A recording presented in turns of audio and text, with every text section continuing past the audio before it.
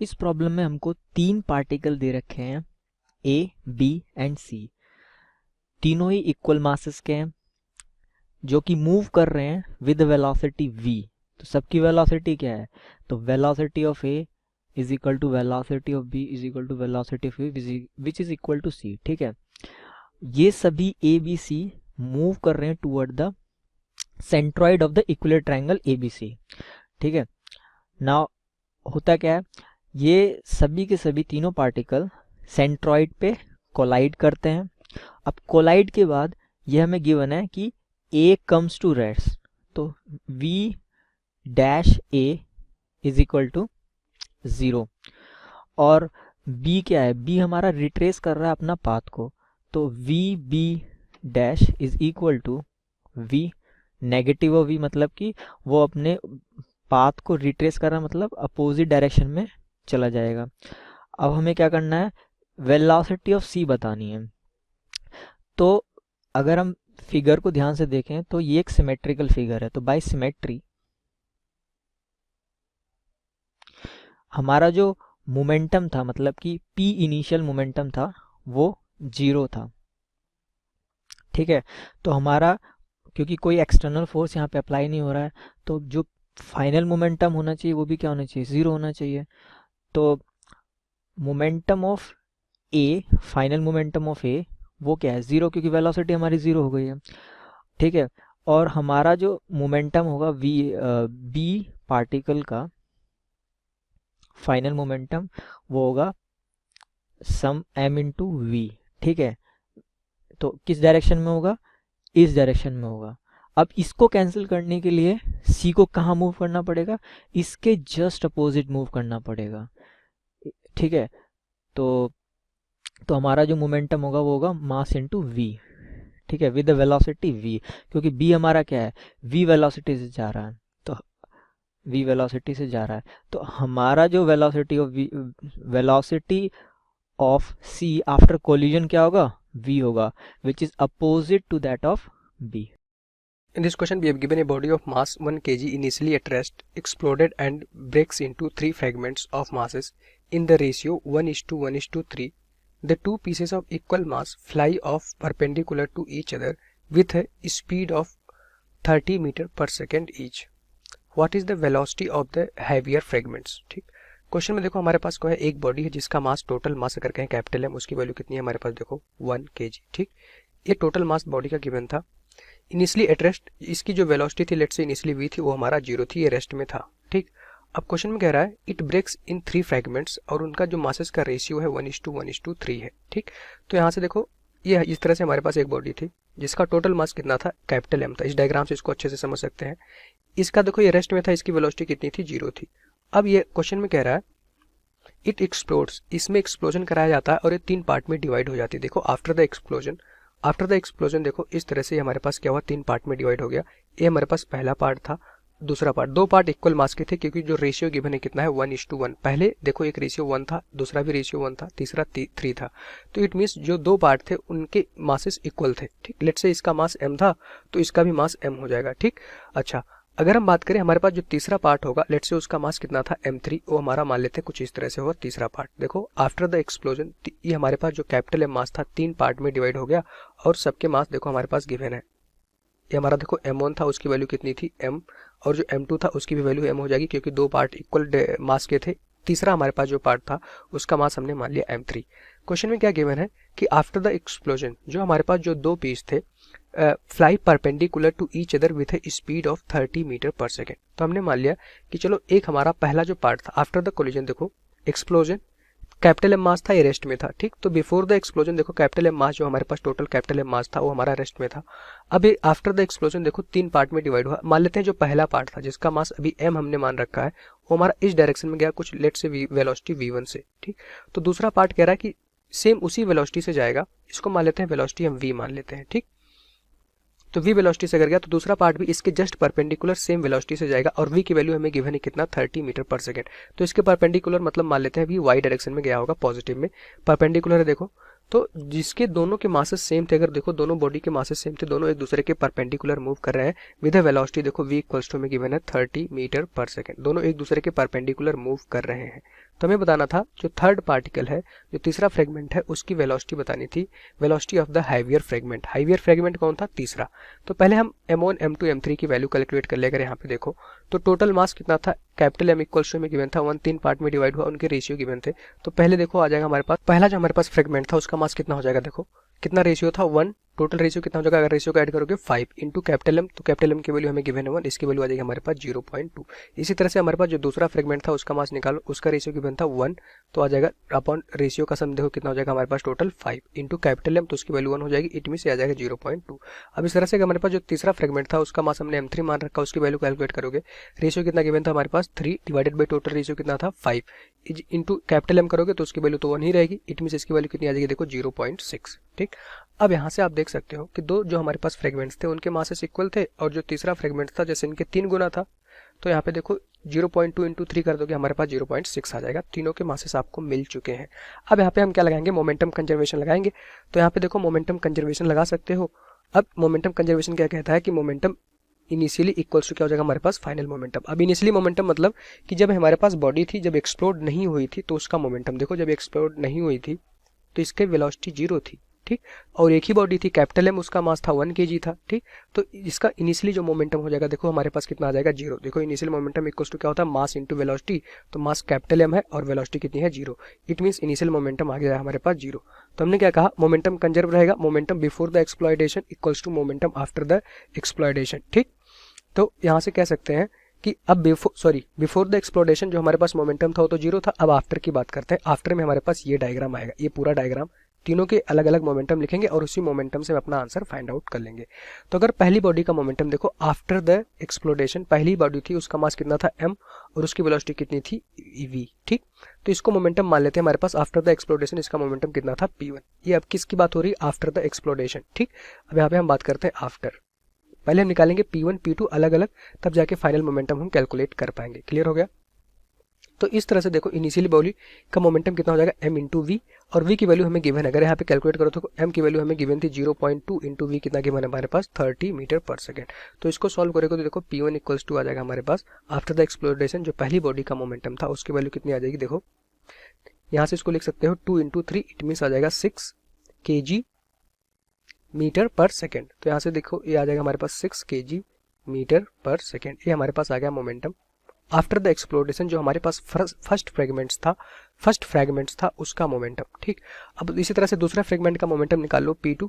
तो यहाँ से देख सकते हो P2 हमारा परपेंडिकुलर डायरेक्शन में जा रहा था। तो यहाँ पे देखो ये हमारा एक डायरेक्शन में, पहला जो था इस डायरेक्शन में मोशन कर रहा था, दूसरा हमारा ऊपर की तरफ जा रहा था। तो इसका अगर मोमेंटम कैलकुलेट करोगे देखो मास इंटू वेलोसिटी, तो मास इसका भी सेम है, कितना है हमारे पास 0.2, इसकी वेलोसिटी भी सेम है, कितना है 30 मीटर पर सेकेंड। तो देखो इसका मोमेंटम का जो मैग्नीट्यूड आ जाएगा उसकी वैल्यू कितनी हो जाएगी हमारे पास 6 kg metre per second. Clear. But यहाँ पे इंपॉर्टेंट बात है कि दोनों एक दूसरे के परपेंडिकुलर मूव कर रहे थे, तो आपको नेट मोमेंटम इन दोनों ब्लॉक का फाइंड आउट करना पड़ेगा। तो यहाँ से देखो net momentum P net equals to कितना हो जाएगा हमारे पास, यहाँ से देखो पी नेट इक्वल्स टू आ जाएगा हमारे पास under root P1 square plus P2 square. तो यहाँ पे हमने देखो नेट क्यों फाइंड आउट किया, क्योंकि पहली जो बॉडी थी वो हमारा पॉजिटिव एक्स एक्सिस में जा रही थी, जो दूसरा फ्रेगमेंट था देखो हमारा पॉजिटिव वाई एक्सिस में जा रहा था, दोनों एक दूसरे के परपेंडिकुलर मूव कर रहे थे। तो इनका नेट मोमेंटम आपको फाइंड आउट करना होगा। तो P1 स्क्वायर प्लस यहाँ पे आ जाएगा हमारे पास P2 स्क्वायर। क्लियर। तो यहाँ से देखो नेट मोमेंटम आ गया पी नेट इक्वल्स टू, यहाँ पे इसको सॉल्व करोगे तो 36 प्लस 36, क्योंकि हमारे पास 6 का स्क्वायर कितना हो जाएगा हमारे पास 36 प्लस यहाँ पे आ जाएगा हमारे पास 36। तो नेट मोमेंटम अगर देखो तो उसकी वैल्यू आ जाएगी हमारे पास 72 अंडर रूट 72, किस में आ जाएगा हमारे पास kg मीटर पर सेकेंड में। तो यहाँ से हमारे पास नेट मोमेंटम आ गया। हम क्या लिख सकते हैं, जो हमारे पास रूट 72 था इसको हम लिख सकते हैं देखो नेट मोमेंटम किसका, दोनों बॉडी का, जो हमारे पास दो फ्रेगमेंट थे आफ्टर द एक्सप्लोडेशन। 72 को लिख सकते हैं हमारे पास देखो 6√2 आ जाएगा हमारे पास kg मीटर पर सेकेंड। तो यहाँ से आ गया हमारे पास पी नेट। अब आप देख पा रहे हो हमने क्या कहा कि एक्सप्लोटेशन के पहले जो मोमेंटम था और फाइनल मोमेंटम दोनों क्या होना चाहिए, इक्वल होना चाहिए, क्योंकि हमें मोमेंटम कंजर्व कराना था। तो मोमेंटम जो हमारे पास यही होता है, जो एक्सप्लोटेशन का कॉन्सेप्ट ही होता है कि जितने भी आफ्टर द एक्सप्लोटेशन जितने भी हमारे पास ये तीनों जो फ्रेगमेंट्स थे इस तरह से मूव करेंगे कि इनका जो नेट मोमेंटम हो जाए वो हमारा आ जाए 0। तो यहाँ से देखो आफ्टर द एक्सप्लोटेशन अगर हम देखो इनका जो नेट हमारे पास मोमेंटम आया था उसकी वैल्यू कितनी थी 6√2 kg मीटर पर सेकेंड। तो आफ्टर द एक्सप्लोटेशन की बात करो ये पहला ब्लॉक था, ये हमारे पास दूसरा ब्लॉक था, दोनों एक दूसरे के परपेंडिकुलर मूव कर रहे थे। तो इनका देखो हमारे पास कुछ, ये पहला ब्लॉक इस तरफ मूव कर रहा था, दूसरा परपेंडिकुलर मूव कर रहा था। तो इनका हमारे पास जो रिजल्टेंट मोमेंटम आया देखो, उसकी वैल्यू हमने कैलकुलेट की, पी नेट इस डायरेक्शन में आ गया। ये हमारा रिजल्टेंट मोमेंटम था पी नेट। तो हमारे पास जो तीसरा ब्लॉक था, तीसरा हमारे पास जो फ्रेगमेंट था, इसी डायरेक्शन में मूव करेगा, सो दैट कि जो हमारे पास फाइनल मोमेंटम हो वो जीरो हो जाए। फाइनल मोमेंटम जीरो होगा क्योंकि इनिशियल मोमेंटम हमारा जीरो है। मोमेंटम कंजर्व का यही कॉन्सेप्ट होता है। तो देखो ये इस तरह से मूव करेगा कि ताकि हमारे पास जो नेट मोमेंटम हो जाए वो जीरो हो जाए फाइनली। इट मीन्स कि अगर ये हमारा नेट मोमेंटम ऊपर की तरफ था तो ये ब्लॉक हमारा इस तरफ नीचे की तरफ मूव करेगा, और इसका मास देखो m3 था, उसकी वैल्यू कितनी हो जाएगी, जस्ट इस नेट मोमेंटम के अपोजिट डायरेक्शन में जाएगा। क्लियर हो गया। तो यहाँ से देखो उसका मास कितना था 0.6, m3 इक्वल्स टू हो जाएगा 0.6, और लेट से ये मान लेते हैं इस डायरेक्शन में गया होगा v डैश स्पीड से। ठीक, कितनी स्पीड से, v डैश। तो यही हमें v डैश की वैल्यू कैलकुलेट करनी थी, बाकी आप वेक्टर समेशन से भी निकालते आपको डायरेक्शन पता चल जाता। तो यहाँ से देखो नेट हमारे पास जो फाइनल मोमेंटम हो जाएगा उसकी वैल्यू कितनी आ जाएगी हमारे पास, पी नेट प्लस हमारे पास देखो इस हमारे पास जो ब्लॉक का मास था m3 इंटू आ जाएगा हमारे पास v डैश, क्योंकि मोमेंटम इक्वल्स टू क्या होगा हमारे पास, इस थर्ड वाले जो फ्रेगमेंट था मास इंटू वेलोसिटी, तो इसका मास कितना है m3, इसकी वेलोसिटी कितनी है v डैश। तो यहाँ से देखो फाइनल मोमेंटम हमें क्या करना था, जीरो के इक्वल करना था, क्योंकि हमारा इनिशियल मोमेंटम जीरो था। तो देखो पी नेट आप उसकी वैल्यू कैलकुलेट कर चुके हो, इज इक्वल्स टू क्या हो जाएगा हमारे पास minus m3 into V dash. अब यहाँ पे देखो ये हमारे पास m3 था, नेगेटिव साइन क्यों आया, क्योंकि आप खुद देख पा रहे हो नेगेटिव साइन ये बता रहा है कि ये हमारे पास जो थर्ड फ्रेगमेंट होगा, जो हमारे पास नेट मोमेंटम आया उसके अपोजिट डायरेक्शन में मूव करेगा। ये नेगेटिव साइन ये बता रहा है कि ये जो नेट मोमेंटम है जो थर्ड फ्रेगमेंट से इस नेट मोमेंटम के अपोजिट डायरेक्शन में मूव करेगा, सो दैट कि हमारे पास पूरे सिस्टम का बिफोर द एक्सप्लोटेशन और after the exploitation net momentum हमारा क्या हो जाए, जीरो हो जाए। क्लियर हो गया। तो यहाँ से देखो हमारे पास दोनों ब्लॉक थे जिसके मासेस सेम थे, उनका नेट मोमेंटम कितना आया था, 6√2। कितना आया था हमारे पास देखो 6√2 इज इक्वल्स टू आ जाएगा हमारे पास, यहाँ पे अभी नेगेटिव साइन हटा ही देते हैं क्योंकि वो हमें मैग्नीट्यूड फाइंड आउट करना था m3 इंटू वी डैश। तो यहाँ से देखो वी डैश की वैल्यू आ जाएगी हमारे पास 6√2 डिवाइडेड बाई, और आप कैलकुलेट कर चुके हो वैल्यू देखो 0.6 की वैल्यू यहाँ पे आ जाएगा हमारे पास 0.6। तो इसको देख सकते हो वी डैश इक्वल्स टू आ जाएगा हमारे पास 6 इंटू √2, यहाँ पे क्या कर रहे हैं हम 10 से ऊपर नीचे मल्टीप्लाई कर देंगे तो यहाँ पे आ जाएगा हमारे पास 6। तो यहाँ पे इसकी वैल्यू देखो कितना आ जाएगा, v dash equals to 60√2 divided by 6। It means यहाँ पे देखो 6 से हमारे पास आ जाएगा 10, तो v डैश इक्वल्स टू आएगा हमारे पास 10√2 मीटर पर सेकेंड। तो हमारे पास जो थर्ड फ्रेगमेंट होगा उसकी स्पीड कितनी होगी, 10√2 मीटर पर सेकेंड। ये हमारा इस क्वेश्चन का आंसर हो जाएगा। Thank you. तो इस क्वेश्चन में क्या दे रखा है, एक मास m दे रखा है जो कि मूव कर रहा है with velocity v in x direction. वो कोलाइड करता है विद अनदर मास m जो मूव कर रहा है y डायरेक्शन में विद वेलोसिटी v। ठीक है, after collision they coalesce into one body. अब हमें क्या क्या फाइंड आउट करना है, पहला जी फर्स्ट पार्ट में जो फाइंड आउट करना वो है direction and magnitude of the momentum of the final body, ये हमें फाइंड आउट करना है। तो देखो फर्स्ट पार्ट को हम देखते हैं। तो फर्स्ट पार्ट में हम देखेंगे, तो देखो हमारे पास क्या है, एक बॉडी है जो कि मूव कर रही है इस डायरेक्शन में और एक बॉडी है जो कि मूव कर रही है इस डायरेक्शन में। तो आफ्टर कोलिजन वो उनका जो हम मान लेते हैं वो दोनों क्या हो गया, एक कंबाइंड फॉर्म में मूव करती हैं along some direction v dash with velocity v dash.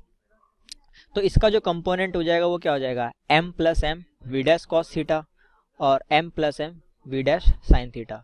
तो हम क्या काम करेंगे, अप्लाइंग मोमेंटम कंजर्वेशन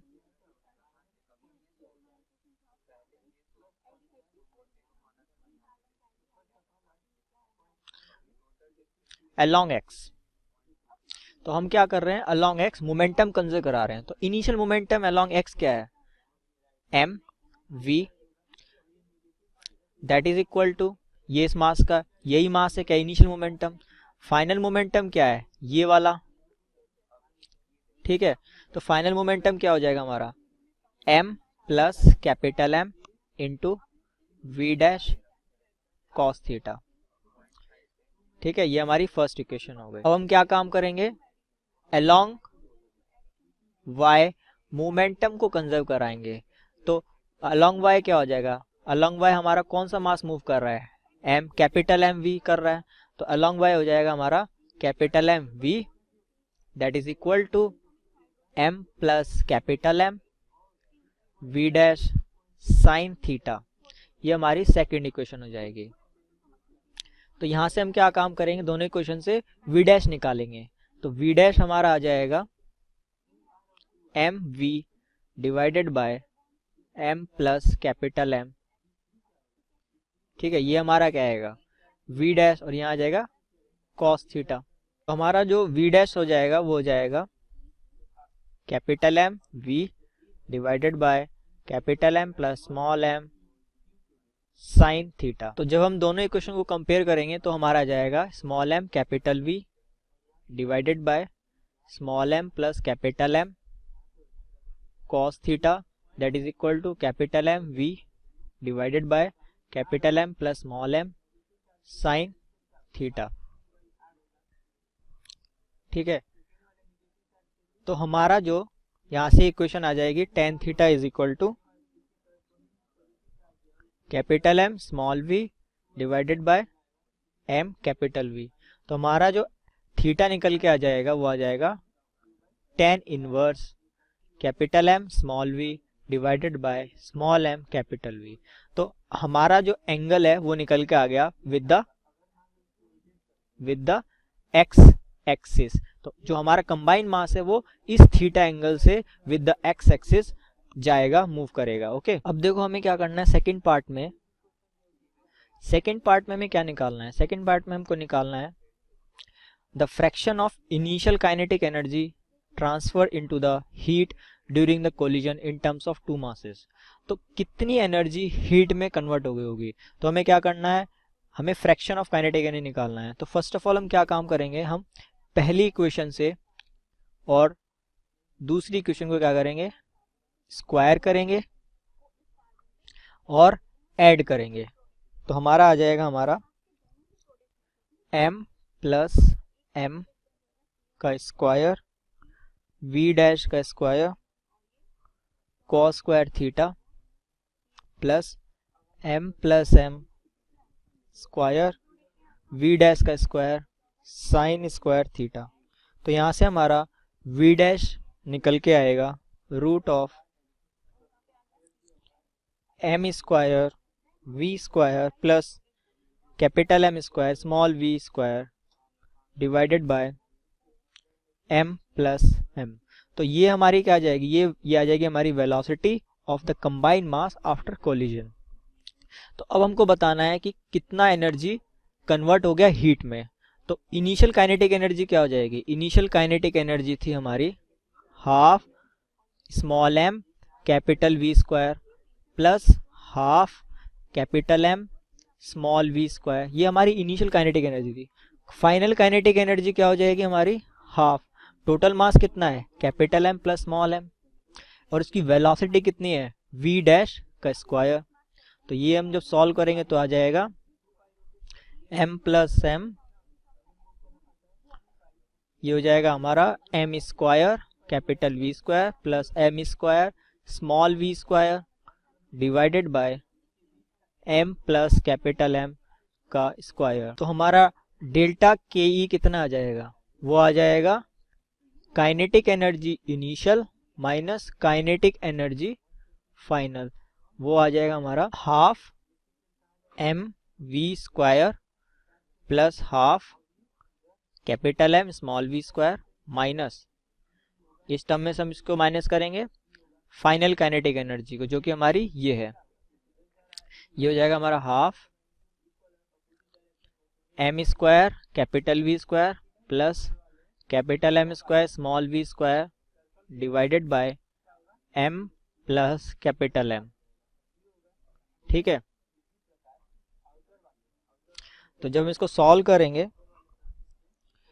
तो percentage change in kinetic energy क्या आ जाएगा, वो आ जाएगा हमारा delta kinetic energy divided by kinetic energy initial. तो वो हमारा आ जाएगा half m v square plus half m v square minus half m square v square plus capital M square small v square divided by m plus capital M। ये divide करेंगे हम किससे, initial kinetic energy से, जो कि होगा हमारा क्या half M V square plus half capital M small V square. तो जब हम इसको सॉल्व करेंगे तो ऑन सॉल्विंग दिस इक्वेशन हमें क्या मिलेगा, हमें मिल जाएगा फाइनली हमको मिल जाएगा, वो मिलेगा small M capital M small V square plus capital V square divided by small M plus capital M bracket M V square plus capital M small V square. तो ये हमारा फाइनल आ जाएगा आंसर।